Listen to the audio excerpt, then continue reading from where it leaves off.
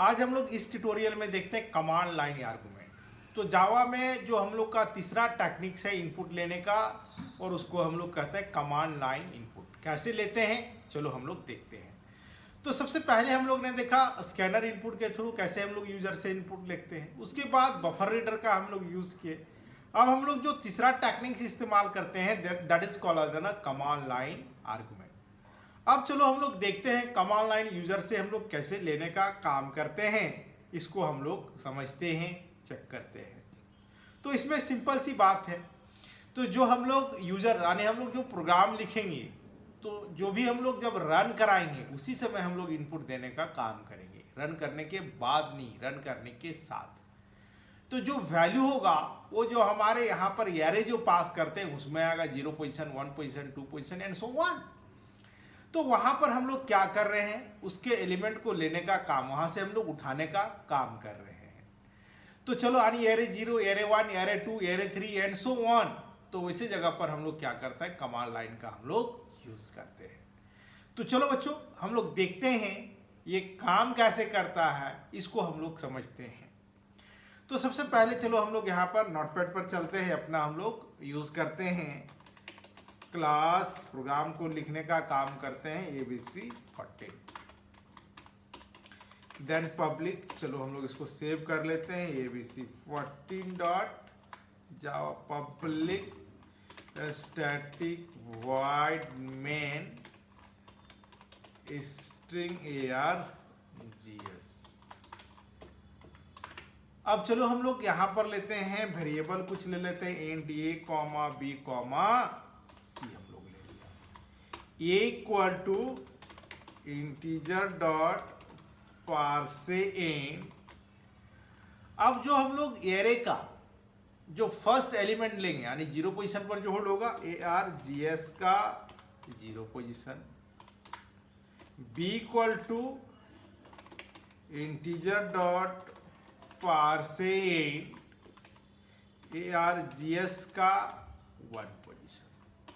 अब चलो हम लोग इसको प्रिंट कर लेते हैं system dot out dot println first element या फर्स्ट नंबर या value of a and value of b. जो हम लोग लिखना है फर्स्ट, हम लोग लेते हैं एलिमेंट जो भी हम लोग ने लिया plus A system dot out dot println second element हम लोग ने लिया B, और C equal to A into B system dot out dot println then product of 2 number equal to plus C ले लिया। तो अब चलो बच्चों हम लोग देखते हैं, ये तो प्रोग्राम हम लोग ने लिख लिया। अब प्रोग्राम को हम लोग यूजर से इनपुट कैसे लेते हैं, उसको रन कैसे कराते हैं, इसको हम लोग समझते हैं। तो चलो हम लोग अब यहाँ पर हम लोग लिखे जावा सी ABC14 डॉट जावा ABC14। अब तो ये हम लोग ने लिया। अब चलो हम लोग रन कराते, देखते क्या आता है। तो कुछ भी नहीं आया, एक्सेप्शन जनरेट हुआ। अब चलो इसको रन कराते समय हम लोग वैल्यू ऐसे लेते हैं, यानी जब रन कराते हैं तब कैसे, यानी ए का वैल्यू हम लोग ने क्या लिया, 10 लिया। बी का वैल्यू क्या लिया, हम लोग ने 15 लिया। यानी first element that is called as 10 and second element is 20 और product of 2 number that is called as 200। तो बच्चों जब भी हम लोग कमांड लाइन इनपुट लेते हैं तो हम लोग का ये प्रोसेस होता है, यानी जब प्रोग्राम हम लोग रन कराते हैं उसी समय हम लोग उसका वैल्यू डालने, पुट करने का काम करते हैं। तो चलो हम लोग यहाँ पर देखते हैं, ये देखिए कि हम लोग यहाँ पर काम कैसे हुआ। यानी जो फर्स्ट एलिमेंट है वो ए में आया, और जो सेकंड स्पेस के बाद हम लोग दिए वो कहाँ पर आया, बी में आया। और वैल्यू ऑफ ये यानी फर्स्ट एलिमेंट ए, सेकंड एलिमेंट बी, और दोनों को मल्टीप्लाई करके हम लोग यहाँ पर उसको डिस्प्ले करने का काम कर लिया।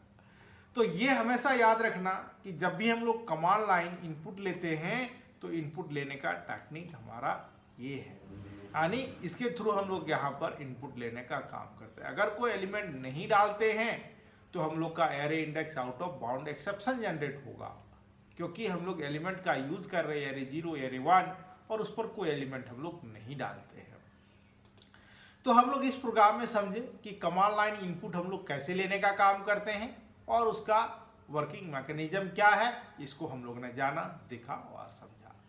और बच्चों, अधिक जानकारी के लिए हमारे चैनल को सब्सक्राइब करो, लाइक करो, कमेंट बॉक्स पर कमेंट करना ना भूलें।